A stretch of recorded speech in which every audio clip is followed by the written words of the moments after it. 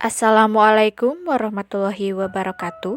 Selamat datang di audiobook Wattpad Indonesia Monogatari. Kali ini saya akan membawakan novel berjudul Ayat Cinta Aina karya Agustin, bab 2 part 2.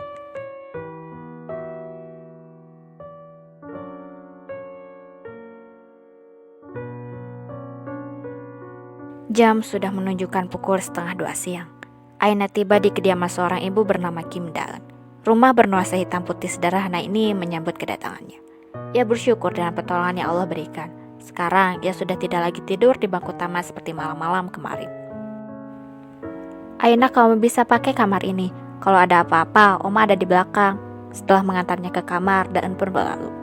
Aina mengangguk singkat, kemudian masuk ke dalam ruangan yang berbentuk kotak tersebut. Di sana terdapat satu tempat tidur dan meja kecil di sudut kamar. Ia menyimpan kopernya di samping lemari lalu berjalan mendekati jendela, menerawang ke atas langit yang kembali memperlihatkan keceriaannya. Beberapa menit berlalu, ia pun duduk di lantai dan bersandar pada ranjang seraya membuka kopernya membawa benda pintar yang hampir 5 tahun menemaninya. Ia melihat notifikasi dari sang bibi. Sudah 3 hari berlalu sejak ia pergi dari tanah air. Namun sampai detik ini, ia belum memberitahukan mengenai kepergiannya pada sang ibu. Kamu sudah memberitahu ibumu? Isi pesan singkat tersebut. Bisukma sama sekali tidak membocorkan rahasia mengenai kepergiannya. Dari jam yang terlihat, pesan itu terkirim sore hari kemarin. Ia jarang menggunakan ponsel sejak menginjakan kaki di negara ginseng ini. Alasannya, karena ia tidak ingin melihat notifikasi apapun dari ibunya. Ia menghela napas kasar seraya mengetik beberapa kata dan mengirimkannya pada sang ibu. Aku sudah ada di Korea, Mama tidak usah mengkhawatirkanku, pesan terkirim.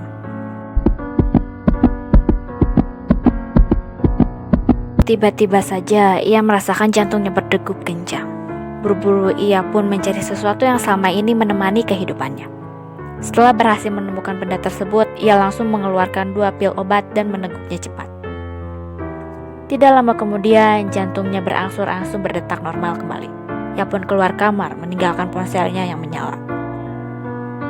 Malam telah datang memberikan kesejukan pada setiap insan yang mengakhiri aktivitasnya. Setelah membantu Daeun memasak, mereka duduk bersama di meja makan. Namun hanya Daeun yang memakan makanan tersebut. Hal itu tentu saja membuatnya bingung dan cemas. Kenapa kamu tidak makan? Aina tersentak ragu mengatakannya. Maaf sebelumnya, apa Ajuma memasak daging babi? Tanyanya takut-takut, sadar sekarang tengah berada di negara minoritas. Tentu, hal makanan harus ia jaga dengan baik. Senyum lembut itu terukir indah di wajah cantiknya. Daeun paham dengan pertanyaannya. Tenang saja, aku cukup paham tentang kepercayaanmu. Makanan ini halal, kamu sendiri tadi lihat kan tidak ada daging babi. Sangat mudah mengetahui kepercayaanmu dari kain yang kamu pakai itu. Oh iya, sudah kukatakan panggil Oma, karena mulai sekarang kamu sudah menjadi anakku. Kamu maukah menjadi anak angkatku? Aina terdiam mencerna ucapan yang baru saja Daeun katakan. Kehangatan menjalar dalam hatinya. Sekuat tenaga ia menahan perasaan haru. Di balik kesedihan, Allah mempertemukannya dengan seseorang yang sangat baik, seperti ibu ini. Gumawa Oma, aku bersedia menjadi anakmu. Aneh memang memanggil wanita lain dengan sebutan ibu, tapi entah kenapa ia merasakan sesuatu yang berbeda. Sebuah perasaan asing yang tidak bisa ia gambarkan. Apa ia sudah melupakan ibu kandungnya dan menerima Kim Daeun sebagai ibu pengganti? Hanya dia dan Tuhan yang tahu. Namun yang jelas, ia merasa begitu lega. Selesai makan malam, ia kembali ke dalam kamar melanjutkan membereskan barang-barang bawaannya. Eksistensinya jatuh pada dompet merah marun pemberian sang ibu 2 tahun lalu yang tergeletak di samping koper. Saat itu usianya baru memasuki kepala 2, momen berharga atas masuknya usia kedewasaan. Tapi sepertinya ia tidak akan pernah mengingatnya lagi. Hari itu ia mendapatkan hadiah terkejam, yaitu surat perceraian kedua orang tuanya. Mereka berdalih memberikan kue dengan lilin angka 20. Sejak saat itu juga penderitaan yang sebenarnya dimulai. Suara dompet yang terbuka. Bola matanya mengunci pada potret 3 orang di sana. Seulas senyum yang entah apa artinya pun hadir. Terima kasih karena kalian aku ketergantungan. benaknya tidak jelas.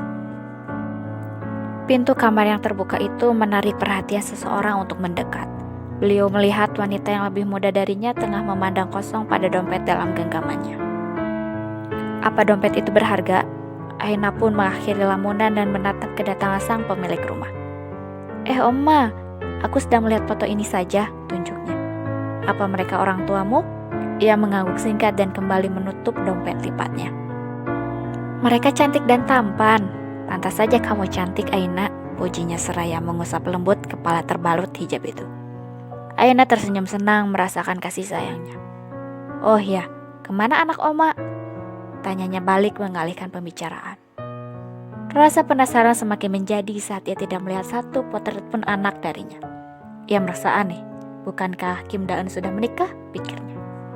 Tiba-tiba saja air muka Daeun berubah. Aina tahu senyumnya sangat dipaksakan.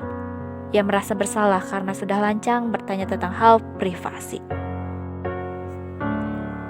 Oma, Miane, aku tidak bermaksud ucapannya terpotong cepat. Senang rasanya ada yang memanggilku Oma. Selama 15 tahun pernikahan, kami tidak dikaruniai anak. Sampai pada akhirnya, suamiku meninggal akibat kanker tulang yang merenggut nyawanya 2 tahun lalu. Rasa bersalah semakin bersarang di hati Aina. Sama sepertinya, kesedihan Daeun dimulai 2 tahun yang lalu. Ternyata setiap orang memiliki perjalanan hidup yang berbeda-beda. Kita menjadi peran utama dalam kehidupan masing-masing. Benak Aina menatapnya dalam. Oma, Miane, aku lagi. Daeun memotong ucapannya cepat.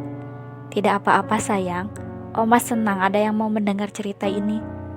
Gumawa sudah menyelamatkanku tadi. Kalau kita tidak bertemu, mungkin selamanya aku tidak akan punya anak. Gumawa sudah bersedia menjadi putriku.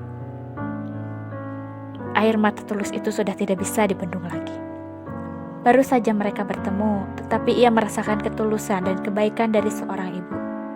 Aina memeluknya erat dan bersyukur bisa menemukan sosok ibu dalam diri Kim Daeun. Oma, terima kasih sudah menjadikanku anakmu. Meskipun kita baru bertemu, tapi aku janji akan menjadi anak yang baik, ungkapnya tulus. Daeun merasakan kebahagiaan. 15 tahun menunggu kehadiran sang buah hati, akhirnya Tuhan mengirimkan seseorang untuk memanggilnya dengan sebutan Oma. Tidak ada yang lebih berharga selain keluarga baginya. Bunga baru bermekaran dalam hati mereka. Aina melupakan kesakitan bersama ibu barunya. Terima kasih banyak sudah mendengarkan. Sampai berjumpa lagi. Wassalamualaikum warahmatullahi wabarakatuh.